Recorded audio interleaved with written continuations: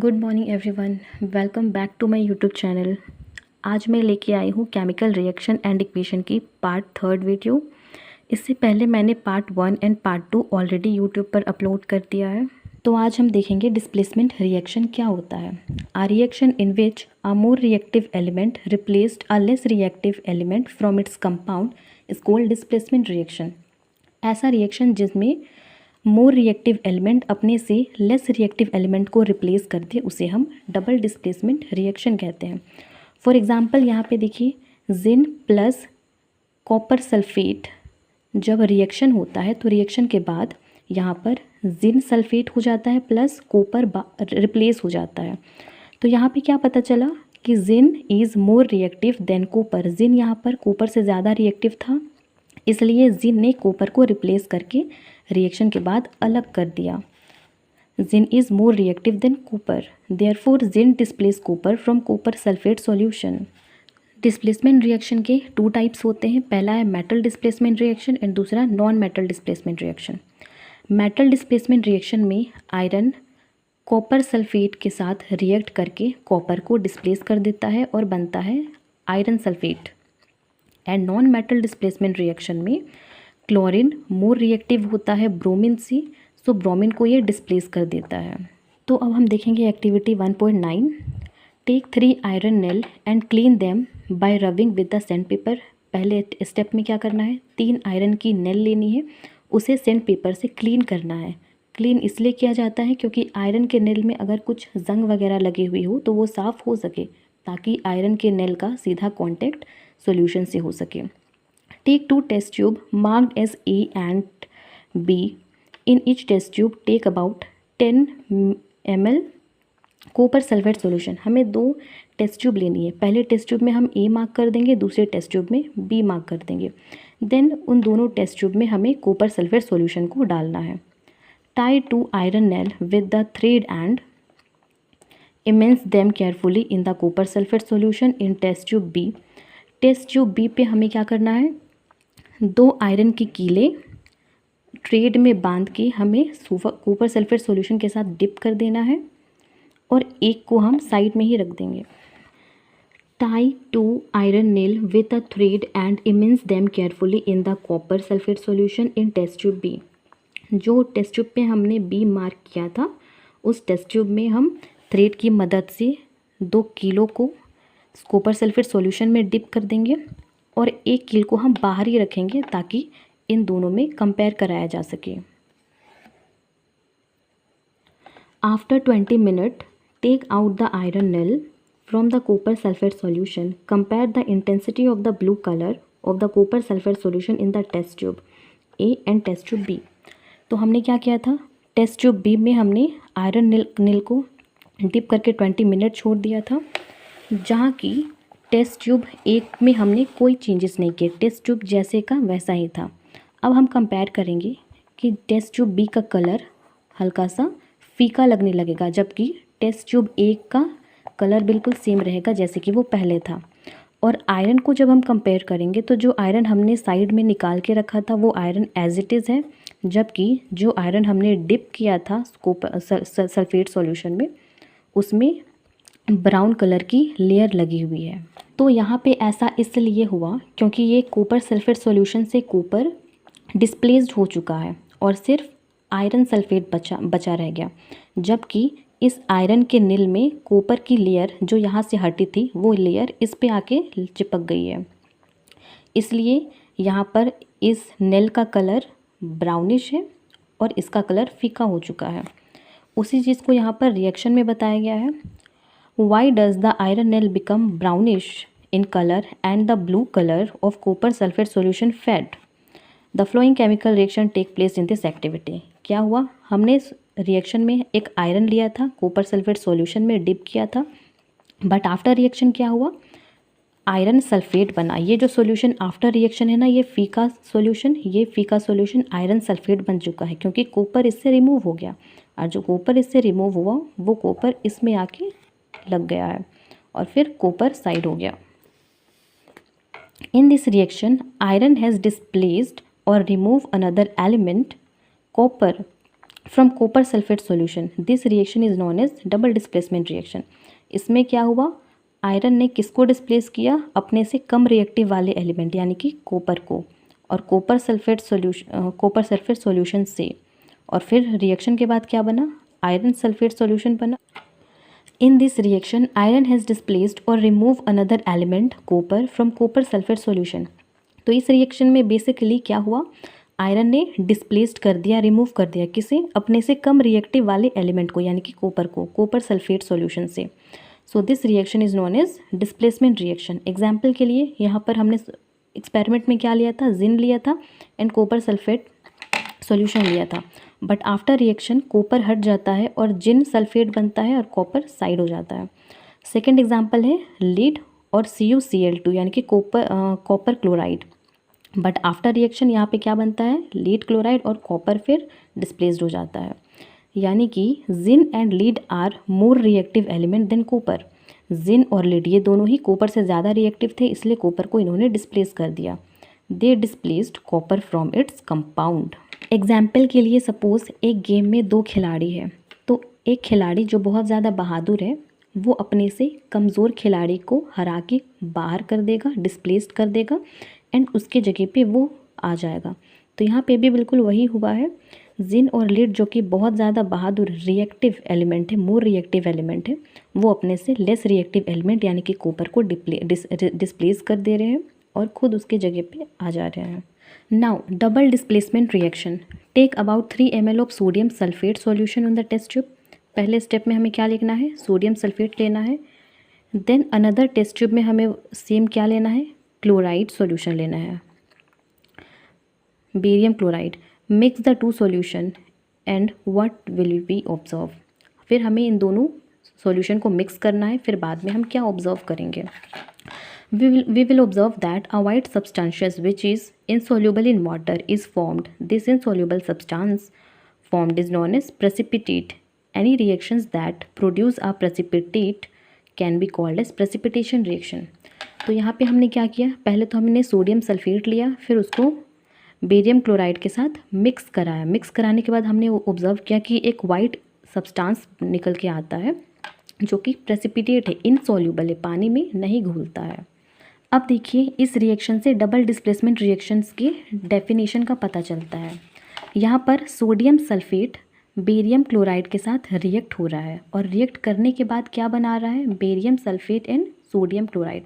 तो यहाँ पे नोटिस करने वाली बात ये है कि इन लोगों ने अपने अपने पार्टनर्स, अपने अपने कंपाउंड को एक्सचेंज कर लिया है before reaction and after reaction. जैसे कि बिफोर रिएक्शन यहाँ पर सोडियम के साथ क्या था, सल्फेट था, बट आफ्टर रिएक्शन यहाँ सोडियम के साथ क्या है, क्लोराइड है। यहाँ पर बेरियम के साथ क्या था, क्लोराइड था, बट आफ्टर रिएक्शन बेरियम के साथ सल्फेट है।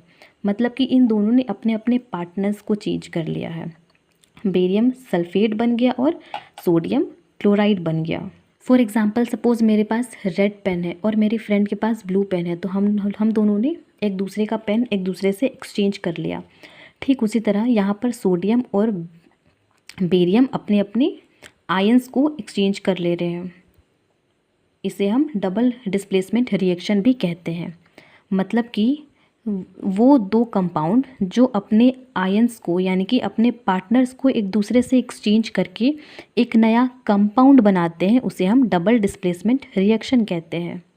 और इस रिएक्शन में अगर इनसॉल्यूबल सॉलिड सब्सटेंस जिसे हम प्रेसिपिटेट कहते हैं वो निकल के आता है तो उसे हम प्रेसिपिटेशन रिएक्शन भी कह सकते हैं। यहाँ पर बेरियम सल्फेट एक क्या है, प्रेसिपिटेट है। What caused this? The white precipitate of barium sulfate is formed by the reaction of SO4 and Ba2. The other product formed is sodium chloride, which remain in the solution. Such reaction in which there is an exchange of ion between the reactant is called double displacement reaction. Reactant का आपस में ion को exchange करना double displacement reactions होता है। यहाँ पर जो हमने ये प्रेसिपिटेट बनाया था बेरियम सल्फेट का, उसमें क्या था, हमने सल्फेट से 2 इलेक्ट्रॉन गेन हुआ था और बेरियम में 2 इलेक्ट्रॉन का लॉस हुआ था। तो इस तरीके से आयन का एक दूसरे के साथ एक्सचेंज हो जाना, ये क्या है, डबल डिस्प्लेसमेंट रिएक्शन है। इसी आयन के एक्सचेंज के थ्रू हमें क्या मिला, बेरियम सल्फेट मिला। अब यहाँ पे क्या कहता है, रिकॉल एक्टिविटी 1.2। हमने जो फर्स्ट पेज में प्रीवियस वीडियोस में 1.2 एक्टिविटीज़ के बारे में पढ़ा था, where you have mix the solutions of lead nitrate and potassium iodate, what was the colour of the precipitate formed, can you name the compound precipitate, write the balanced chemical equations of this reaction and is also a double displacement reaction। तो answer है हाँ, ये भी double displacement reaction था। Activity 1.2 हम लोग पिछले page में जाके देखेंगे तो क्या था, लीड नाइट्रेट था और रिएक्टेंट में क्या था, पोटाशियम आयोडेट था। इन दोनों ने भी अपने आयंस को चेंज किया और फिर बाद में आफ्टर रिएक्शन क्या बना, लीड आयोडेट बना और पोटाशियम नाइट्रेट बना। तो इन लोगों ने भी अपने पार्टनर्स मतलब अपने आयंस को एक्सचेंज किया है। तो इसका केमिकल रिएक्शंस बिल्कुल इस तरीके से बनेगा। अब हम पढ़ेंगे oxidation and reduction. Heat a china dish containing about 1 gram copper powder, what do we observe. में हमें क्या करना है, पहले तो 1 ग्राम कॉपर पाउडर लेंगे, देन इस कॉपर पाउडर को हीट करेंगे, गर्म करेंगे। गर्म करने के बाद हमें क्या ऑब्जर्वेशन मिलती है, ये बिल्कुल एक्टिविटी 1.1 से बिलोंग करता है। The surface of the copper powder become coated with black copper oxide. तो जैसे ही हम कॉपर को हीट करते हैं तो एयर में प्रेजेंस ऑक्सीजन की वजह से ये कॉपर ऑक्साइड बन जाता है, ब्लैक कॉपर ऑक्साइड बन जाता है। Why has this black substance formed, ये क्यों बना, this is because oxygen is add to copper and copper oxide is formed. तो जब हमने इसे हीट किया तो हवा में प्रेजेंस ऑक्सीजन की मदद से ये कॉपर ऑक्साइड बना। If hydrogen gas is pass over this heated material CO2, the black coating on the surface turn brown as the reverse reaction take place and copper is obtain. अब अगर हम heat के मदद से या फिर oxygen के जगह पर हाइड्रोजन गैस पास कराएं तो क्या होगा, तो ये होगा कि यहाँ पर हमने ऑक्सीजन गैस लिया था, अब यहाँ पर हमने CuO यानी कि कॉपर ऑक्साइड में ऑक्सीजन गैस मिलाएंगे, सॉरी हाइड्रोजन गैस इंक्लूड करेंगे। तो जैसे ही हमने हाइड्रोजन गैस के साथ रिएक्ट कराया, हीट कराया, तो हमें वापस से कॉपर मिल गया। यानी कि कॉपर को अगर हम ऑक्सीजन के साथ रिएक्ट कराएंगे तो ये कॉपर ऑक्साइड मिलेगा, और अगर हम कॉपर ऑक्साइड को हाइड्रोजन के साथ रिएक्ट कराएंगे तो हमें दोबारा कॉपर मिलेगा प्लस पानी रिलीज होगा H2O। If the substance gain oxygen during the reaction is said to be oxidized. If the substance lost oxygen during the reaction it will be reduced। Reaction के time पे अगर reactant oxygen gain कर रहा होगा, अगर substance oxygen gain कर रहा होगा तो उसे हम कहेंगे ऑक्सीडाइज। लेकिन रिएक्शन के टाइम पे अगर ऑक्सीजन का लॉस हो रहा होगा तो हम उसे कहेंगे रिड्यूस्ड। यहाँ पर इस रिएक्शन में देखिए 1.9 में यहाँ पर CuO जो कि कार्बन ऑक्साइड था वो आफ्टर रिएक्शन ऑक्सीजन को लॉस करता है, तो ये क्या हो गया, ये हो गया रिड्यूस्ड। बट हाइड्रोजन रिएक्शन के बाद में जो कि H2O बन जाता है ये ऑक्सीजन गेन कर रहा है, तो इसको हम क्या बोलेंगे, oxidise. In reaction 1.29 the copper oxide is losing oxygen and is being reduced. यहाँ पर CuO रिएक्शन के बाद क्या बन गया, ओनली Cu यानी कि ऑक्सीजन यहाँ से गायब हो गया। The hydrogen is gaining oxygen and it is being oxide. यहाँ पर H2 था वो आफ्टर रिएक्शन H2O बन गया, यानी कि एक ऑक्सीजन इसमें आ गया, एक ऑक्सीजन गेन हो गया। In other word one reactant get oxide while the other get reduce. इसमें क्या हो रहा है, एक ऑक्साइड हो जा रहा है और एक रिड्यूस हो जा रहा है। तो such a reaction is called oxidation reduction reaction. यहाँ पर रिएक्शन के माध्यम से समझिए CuO जो कि कार्बन ऑक्साइड है वो आफ्टर रिएक्शन सिर्फ कॉपर ऑक्साइड है वो आफ्टर रिएक्शन सिर्फ कॉपर हो जा रहा है, एंड हाइड्रोजन यहाँ पर आफ्टर रिएक्शन H2O यानी कि ऑक्सीडाइज हो जा रहा है। तो यहाँ पर देखिए CuO का रिडक्शन हो गया और H2O का ऑक्सीडेशन हो गया। Some other example of redox reactions are oxidation reduction reaction को हम शॉर्ट में रिडॉक्स रिएक्शन भी कहते हैं। यहाँ पर जिन ऑक्साइड प्लस कार्बन, ये आफ्टर रिएक्शन क्या बना, जिन प्लस कार्बन ऑक्साइड। तो यहाँ पर जिन ने रिडक्स किया यानी कि ऑक्सीजन को लॉस किया और कार्बन ने ऑक्सीजन को गेन किया। In reaction 1.31 carbon is oxide to CO and ZNO is reduce to Zn। इस वाले रिएक्शन में देखिए ZNO आफ्टर रिएक्शन सिर्फ Zn हो गया यानी कि रिड्यूस्ड हो गया, एंड कार्बन CO यानी कि कार्बन ऑक्साइड बन गया यानी कि ऑक्सीडाइज हो गया। In reaction 1.32 HCl is oxidise to Cl2 whereas MnO2 is reduce to MnCl2।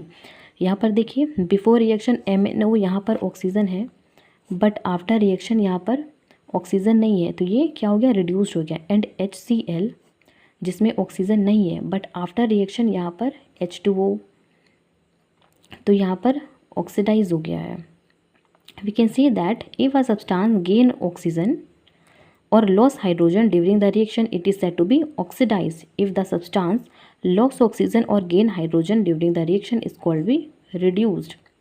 हम ये कह सकते हैं कि एक ऐसा रिएक्शन जहाँ पर ऑक्सीजन गेन हो रहा हो और हाइड्रोजन का लॉस हो रहा हो उसे हम कहेंगे ऑक्सीडेशन रिएक्शन, और वो सब्सटेंट वो रिएक्शन जहाँ पर लॉस हो रहा हो ऑक्सीजन का और हाइड्रोजन का गेन हो रहा हो उसे हम कहेंगे रिड्यूस्ड। यहाँ पर HCl में हाइड्रोजन का लॉस हो गया, यहाँ पर सिर्फ Cl है, यहाँ पर HCl है, तो H यहाँ पर रिमूव हो गया है और ऑक्सीजन का यहाँ पर गेन हो गया है। तो I repeat it again, ZnO after reaction सिर्फ Zn हो जा रहा है यानी कि ऑक्सीजन का लॉस हो रहा है यहाँ पे, और कार्बन आफ्टर रिएक्शन CO यानी कि कार्बन ऑक्साइड हो जा रहा है यानी कि ऑक्सीजन का गेन हो रहा है। तो एक ही रिएक्शन में ऑक्सीजन का लॉस और एक ऑक्सीजन का गेन होना, ये दोनों ये क्या हुआ हमारा ऑक्सीडाइज रिएक्शन हो गया यानी कि ऑक्सीडेशन रिडक्शन रिएक्शन। इसमें भी वही है MnO2, ये यहाँ पर ऑक्सीजन का लॉस होके MnCl2 हो गया है, और यहाँ पर 4HCl इसमें हाइड्रोजन का लॉस होके सिर्फ Cl2 हो गया यानी कि इसमें हाइड्रोजन का लॉस हुआ है और इसमें ऑक्सीजन का लॉस हुआ है प्लस ऑक्सीजन गेन भी हुआ है। तो ये भी रिडॉक्स रिएक्शन है। Recall activity 1.1 When a magnesium ribbon burn with the dazzling flame in a air oxygen and change into a white substance, magnesium oxide, is magnesium being oxidized or reduced in this reaction? Activity 1.1 सबसे पहला activity अगर हम देखेंगे, हम क्या कर रहे थे, मैग्नीशियम रिबन को बर्न कर रहे थे।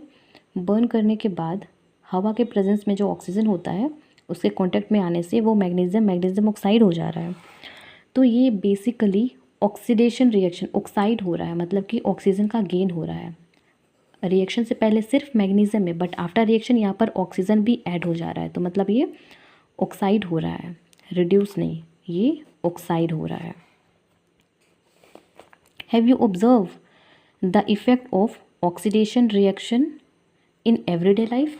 तो ऑक्सीडेशन रिएक्शन का हमारे डेली लाइफ में कुछ ऑब्जर्व हमने किया ही होगा। फॉर एग्जांपल है corrosion.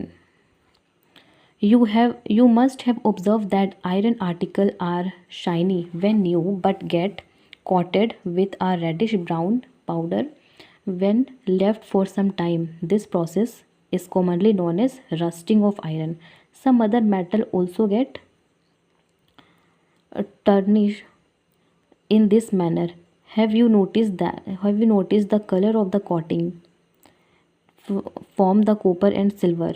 When a metal is attacked by substances around in such a moisture acid, it is said to be corrode.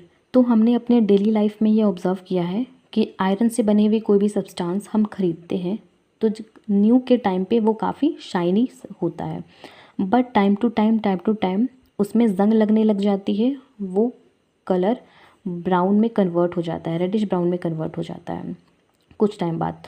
तो इस प्रोसेस को हम क्या कहते हैं? इस प्रोसेस को हम रस्टिंग ऑफ आयरन यानी कि लोहे में जंग लगना कहते हैं। लोहे के अलावा भी बहुत सारे और मेटल्स हैं जिनमें ये इंसिडेंट होता है, जैसे कि कॉपर हो गया, सिल्वर हो गया।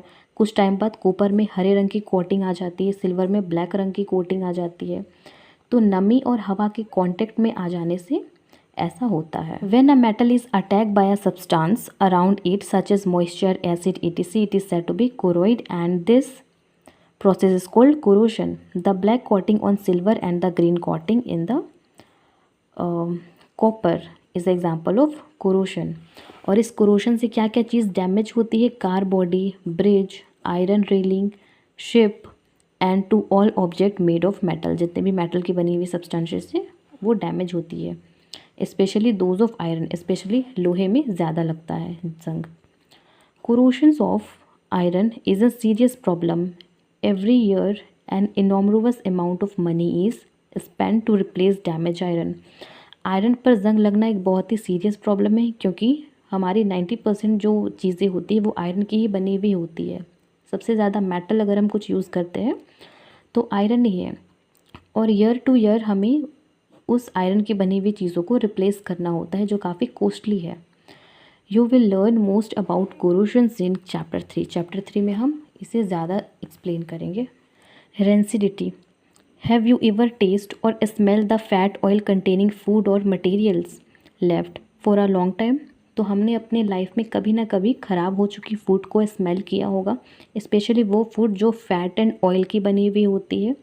When fat and oil are oxide they become rancid and their smell and taste change. Specially fat और ऑयल की बनी हुई चीज़ ऑक्साइड हो जाती है, यानी कि उसके अंदर हवा आ जाता है, ऑक्सीजन फैल जाता है, तो वो बिकम रेंसीड एंड उसकी स्मेल और टेस्ट चेंज हो जाती है। Usually substance which prevent oxidation antioxidant are add to food containing fat and oil. तो फैट और ऑयल से बनी हुई चीज़ों में हम एंटीऑक्सीडेंट का यूज़ करते हैं ताकि वो ऑक्सीजन से दूर रह सके। Keeping food in air tight container help to slow down oxidation. और हम क्या करते हैं? मेनली एयर टाइट कंटेनर में फूड को रखते हैं ताकि वो ऑक्सीजन के संपर्क में ना आए। Do you know that chips manufacturer usually flush bag of chips with gas such as nitrogen to prevent the chips from getting oxides। तो हवा ना पड़ने देने के लिए जो चिप्स के मैन्युफैक्चरर होते हैं वो अपने चिप्स में नाइट्रोजन गैस इंक्लूड करते हैं। जो चिप्स हम खरीदते हैं हवा भरा हुआ रहता है, वो बेसिकली नाइट्रोजन गैस होता है ताकि ऑक्सीजन के संपर्क में ना आए और चीज़ें कम ख़राब हो। तो इसी के साथ आज ये चैप्टर पूरा कंप्लीट हो जाता है, और मैं अपने आने वाले वीडियो में इस चैप्टर की सारी NCERT's आंसर क्वेश्चन सॉल्व कराऊंगी, और साथ ही साथ टॉप 50 MCQ क्वेश्चन जो मोस्टली वाइवाज में पूछे जाते हैं और एग्ज़ाम्स में भी पूछे जाते हैं, इन सारे क्वेश्चन को सॉल्व कराऊंगी। Thank you so much.